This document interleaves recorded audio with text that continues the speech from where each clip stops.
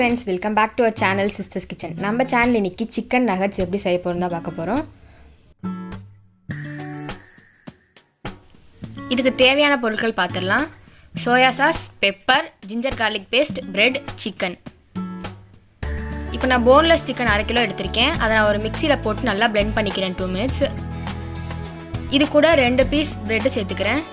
அதையும் சேர்த்து நல்லா blend பண்ணிக்கிறேன். நல்ல ஒரு பேஸ்ட் மாதிரி கிடைச்சிருச்சு. இப்போ இது கூட 1 டேபிள்ஸ்பூன் சோயா சாஸ் சேர்த்துக்கிறேன். பெப்பர் 2 டேபிள்ஸ்பூன் சேர்த்துக்கிறேன்.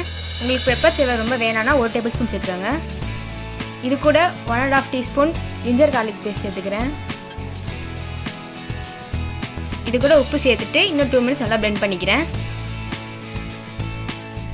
பாருங்க, ரெடி ஆயிடுச்சு. ஒரு பவுலில் முட்டை உடச்சி ஊற்றிக்கிறேன். இது கூட தேவையான உப்பு சேர்த்துட்டு நல்லா பீட் பண்ணி எடுத்துக்கிறேன்.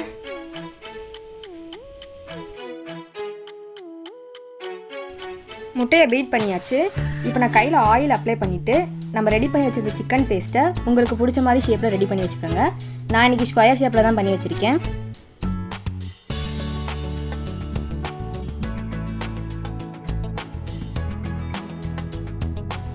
இப்போ நான் இதை மைதாவில் கோட் பண்ணிக்கிறேன்.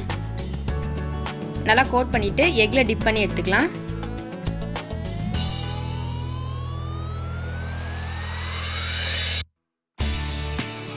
ரெடி பண்ணி வச்சுருக்க பிரெட் க்ரம்ஸில் கோட் பண்ணி ஒரு பிளேட்டில் எடுத்து வச்சுக்கலாம்.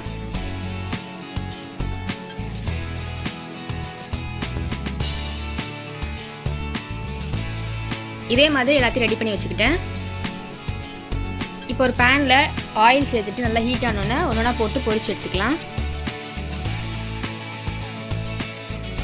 டீப் ஃப்ரை பண்ணல, ஷாலோ ஃப்ரை தான் பண்ணுறோம்.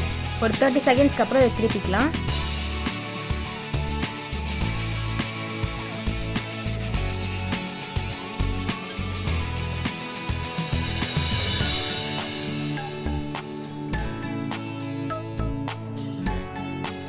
ரெண்டு சைடு நல்லா ஃப்ரை ஆனோன்னா நம்ம பிளேட்டுக்கு எடுத்து மாற்றிக்கலாம்.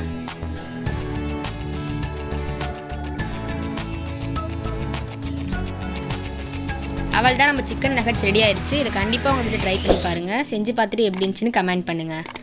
தேங்க்ஸ் ஃபார் வாட்சிங் திஸ் வீடியோ.